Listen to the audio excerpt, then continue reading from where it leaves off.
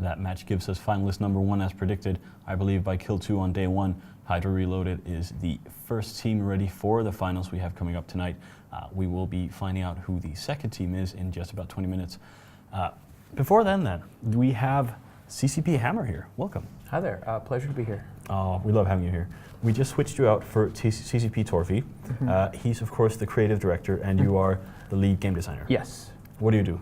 I am responsible for the game mechanics involved in whatever new features we put in, and also as the lead game designer, I'm overseeing all the other game designers who are responsible for their given features on the team.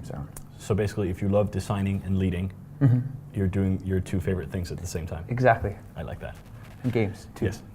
So talking about cool stuff, what fun stuff can the players expect? I mean, Torfi mentioned Incarna. We had CCP4P talk about him being the new marketing manager for Dust. What can players expect from CCP? In like the coming years or the next expansion or Whenever. Okay. General awesomeness, I think, is one thing you can always expect from CCP. But yeah, continuing to iterate on planetary interaction, improving the UI, improving on. We want to improve the effects. We want to upgrade the turrets. We had CCP Shark on, one of our UI designers, because there were a few years when we didn't really have UI designers, and now we have UI designers, and you can tell on like features like planetary interaction that just looks a lot better. I mean, can we go out and say to the players, we're going to keep making these cool UIs? Yeah, absolutely. I mean, that's one of the things for Incarna. We really want to push the having UI bits in 3D. You know, maybe something that like if somebody walks in the room, you can get his status like floating near him, that kind of stuff. It is definitely really, really cool, and I hope that we see more of CCP Shark as well. Hopefully we see more of other UI designers as well. There's just a lot of cool things coming. And Torvi talked about Incarna as well. Some players have said, it's never coming, but that's not entirely true though. Yeah, so we've already, I think, told people that we're going to put some stuff Incarna related in the coming expansion. So, you know, people will see that it is actually coming. But of course, we're not going to focus solely on Incarna. We're going to do in-space stuff too, because it is internet spaceships after all. Verone, you saw some of the beautiful models that we had up on screen from Incarna. Yeah. Are you looking forward to it? Definitely, yes. I mean, I'm the dreaded role player in Eve, as Darius will know. He insults me about it all the time. It's awesome. It's going to add a whole new level of immersion to those who want to role play and those who want to experience the game's backstory. I mean, some people are arguing, well, it's just going to take people out of space. It's going to mean that there's less people in space to shoot at. It's going to mean that there's going to be hundreds of people sat docked in stations doing whatever. I don't even want to go there, but it's. I think it's going to be awesome. It's going to be it's going to be a game within a game. I'm really looking forward to it, and what we've seen today in terms of the new images we've seen of the new avatars. I think that CCP seem like they're going like full steam ahead with it, and I can't wait to see what the outcome is. If you could use Incarna to make somebody who looked just like you, would you then not roleplay but just be you? I could possibly do that if I could get this hat. I don't think anybody's going to allow that. Someday, travesty. We'll make that hat in game. But it would be cool. I actually once had a good friend of mine who, when he was making his character in, I believe, Oblivion, he set up mirrors around his monitor and spent 3 hours modeling himself. He's going to love this, isn't he? Yeah, I think so. Yeah, in another game, Torfi was making the lead singer from Nickelback. As you do. Yeah, as you do. Yeah. It's lead singer from Nickelback, possibly not for me, but I think I'll figure something out. And I mean, it just seems like we have all these cool things coming. I mean, we have the Incarna, we have Dust, we have more flying in space stuff. Like flying in space combat, I mean, it's a lot of big blocks. What about doing something like combat UI or things like that? Is that something that... It's on our roadmap, like the sort of short-term roadmap. I can't promise any specific dates that it's coming out, but I mean, like you were saying, we do have more UI designers on staff now, so we're going to be pushing that. which is cool, which is really cool. Darius, you've been in 0.0 for many, many years. Yes. How do you feel? Yes, that's true, you have. You're in these big epic fights. How do you feel? I mean, would you be happy if the fights were smaller, bigger?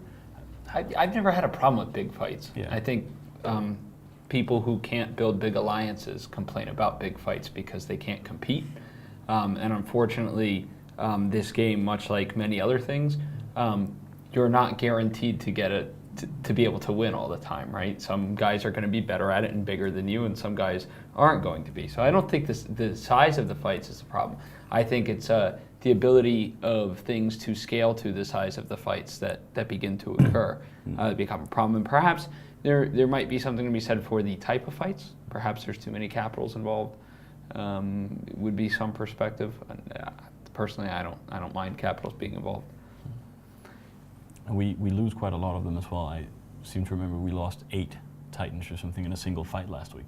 There were 8 Titans in a single fight last week, yes. There was a Pandemic Legion lost a number at one point as well in another fight. But Titans dying doesn't bother me. No. I think that's what they should be doing. It's more, what capitals are used for as opposed to what they're not. I don't think we should have fights where if you bring 300 battleships or whatever and a whole bunch of another kind of ship. I mean, we've seen situations in I don't want to say where it was, but essentially situations where a certain number of motherships equals, unless you're getting a 200-man fleet, you're just not doing anything for the evening. And that type of thing, I think, is something that can be looked at from a design perspective. But I think really EVE, unlike almost any other game, is what you make of it. So, I mean, standing around stomping your feet, begging for things to be changed just because it doesn't fit what you thought it would be when you logged on. I have a slight anecdote. When one of my favorite comic strips when I was growing up was Calvin and Hobbes. And one of my favorite very long series of Calvin and Hobbes was one where he saw a beanie that he could actually get with a little propeller on it on a cereal box. And like the next 7 weeks of Calvin and Hobbes was him imagining all the things he could do with this beanie, and he's like flying over the city and like all these wonderful things that he thought that beanie was. And then he ships in all the cereal box tops, and the beanie shows up, and he just puts it on and doesn't do anything, and he throws it right in the garbage, and that's pretty much the end of the week. So I think that we have a problem sometimes with preconceived notions of what we think a fleet fight is or what we think it should be. And to some people that is 20 of the exact same ship versus 20 of the exact same ship, American Revolution style. And I don't think that's the case. I think we just kind of need to let people do what it is that they're going to do. And they're going to gravitate to what works anyway. Yeah, I think you've just said that everything I would have said on the subject, to be honest. There are so many people, there are a distinct number of people who like capitals, and I mean, I don't feel them at all. I don't like them, and our corporation doesn't deal with them. But when you are a territorial alliance and you hold space, like Darius's former alliance did, Goonswarm, you end up to the point where they're a necessity, and you need them. Even if you don't like fielding them, you have to at some point to defend your own space. So it's never going to be a case of it's like what Darius is saying, 200 chips versus 200 chips that are identical. It's basically the sandbox effect. You're going to get people who want to fly this and who want to fly that, and you find places to put them in your fleet, and you end up just making it so much more difficult for the people you're opposing to counter you that way. So, yeah. If you want to send the serial tops in to receive sovereignty space, you have to put the capitals on your head, basically. Absolutely. That's what I understood from that. I also think that a lot of the time, at least in former CSM discussions, there would be people in the CSM or elsewhere who would want to discuss, whether or not there should be limitations. And I think the second you start talking about what kind of boundaries you want to put around a sandbox, you start chipping away at the fact that it's a sandbox in the first place. That was my astute philosophical observation for today. Well, I think it's not entirely incorrect, and we have a lot of meetings with a lot of people who debate it back and forth. We have the CSM coming next week, and of course they have feelings and opinions about low sec and 0.0. And I mean, you want to make people happy, but at the same time, it has to be responsibly happy, I believe. Can I post you a question from the forums? I suppose so. I knew you were going to put me on the spot, so yeah, go for it. This is from Claire XXX, which is a bit of a suspicious name, if I A while back, there was some discussion about giving pilots the ability to target specific systems on an opponent's ship. Has CCP given this idea any thought?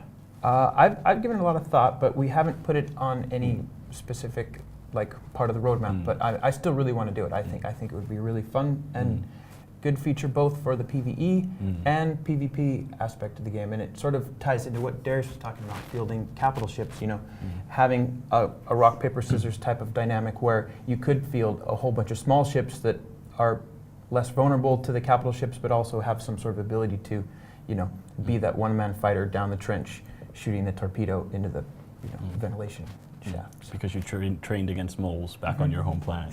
Nobody wants to be red leader. No one wants to be red leader, exactly. Yeah.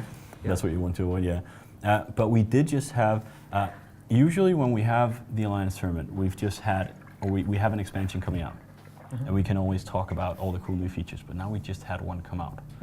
So let's use the, we're giving away a networks card that is 200% faster than anything else and basically might let you travel time and space. So let's plug that network card in and talk a little bit about the features that we just launched. We did planetary interaction. People who see it think, why do I want to play with planets? What's cool about these planets? I think it just adds to the whole sci-fi flavor of things. I mean, these planets have been sort of a backdrop in EVE ever since the game came out. And it's always, you know, you think, well, that's where the people live, that's where all the stuff is, how come we can't go and interact with them in any way? So, you know, this first step gets you like taking some resources, and as we iterate on it more and more, we're just going to flesh out how pod pilots interact with planets in the future. And obviously shooting each other in the face with rifles in dust on planets. On said planets. It's true, it's cool true.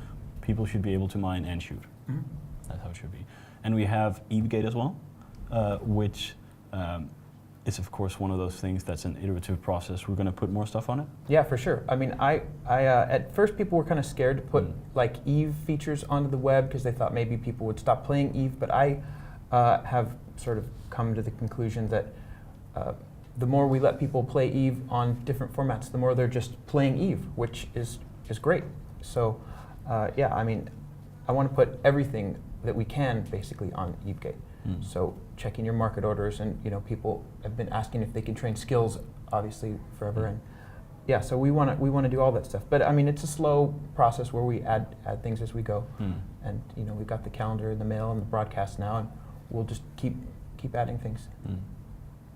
What do you think about that randomly selected group of consumers that happen to be here? Would you like to be able to log in and do all those things in the web? Well, I think changing skills would be wonderful because you're not always in a place where you have, you know, your EVE client.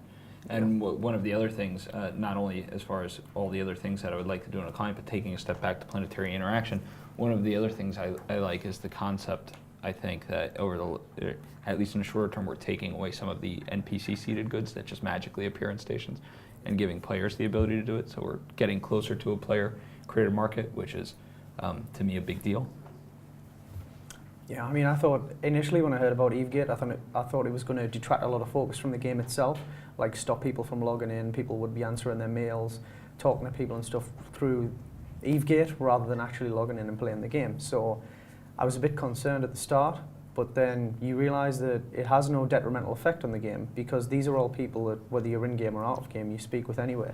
So it's basically, I've learned over like, 7 years that EVE's just basically about social engineering.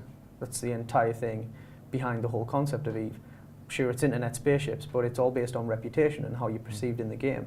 So being able to speak to people when you can't get access to an EVE client, being able to still, you know, work on buying and selling and doing all kinds of things is just, it's awesome.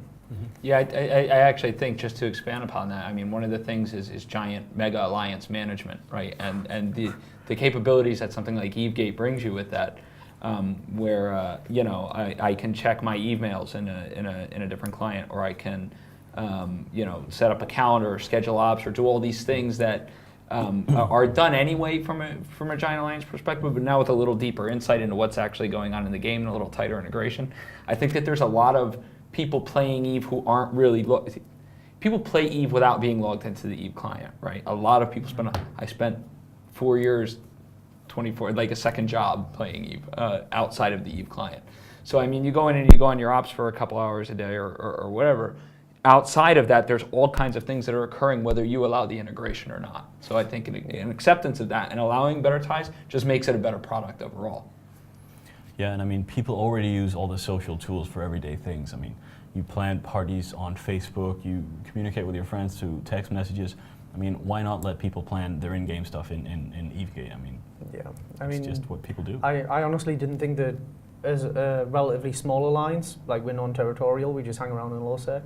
I didn't think we would use EveGate at all, but as soon as it went live, our guys just took to it like moths to a flame, and the calendar is just full of crap now. There's just stuff everywhere in it, and it works really well because, I mean, I can't even imagine what it must have been like for Darius to run like a 5,000 man alliance. I mean, that would be horrible, especially a 5,000 man alliance full of goons, which is even worse.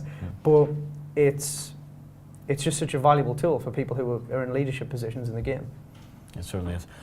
Before we talk more to CCP Hammer and the other experts, and indeed find the second finalist, let's go to our commentators in StevieSG. Yes, hello, I'm StevieSG, and I'm here with the commentators for the semi-finals of the Alliance Tournament, the 8th Alliance Tournament. How are we doing, boys? Really good. Yeah? Awesome. With me, Sweaty. I have Kill2, and I also have Angel Hun. Angel, how has it been so far? It's been fantastic. The fight that I really wanted to see the most, and the teams I wanted to see the most, Voltron and Hydra, it was fantastic. It's I mean, crazy it was very one-sided seemingly after about a minute and a half, but it really could have gone either way. And they were both very strong teams, very strong setups. The Dream Team just not being able to carry it on, but Hydra doing a hell of a job. Pandemic Legion going forward against a team that was sort of a dark horse, but they're very, very scary Russians, and I'm rooting for Darkside. So it's nice to see the tournament structure working, and we're seeing teams that are really just as good as each other fighting each other, which is kind of the whole point. So I have some questions from the forums. Now, obviously, we're getting to the end of what's been an incredible 3 weeks. So, Kill2, what have the teams been doing to prep for the tournament? Wow, a lot. I mean, it depends on what team you're talking about, but Hydra, the team that I'm most closely connected to, I know has spent hours and hours and hours for, I mean, at the least the last few weeks, more realistically, the last couple months, on Singularity, testing every day, running setups, testing against other teams in some cases. They obviously, like all of you spend tons of time theory crafting with your friends, sitting around talking about what might work, and yeah, definitely a team that's serious and is going to be still around in this stage of the tournament, has spent lots and lots of time practicing, making sure stuff works. Now, obviously, we're at a stage where the past winners may win again, and that happens sometimes. Do you think we're going to end up in a situation where it basically becomes all about fighting the Bob, or fighting that one sort of unbeatable tournament team? I have to say, shut up, Club Bear Channel.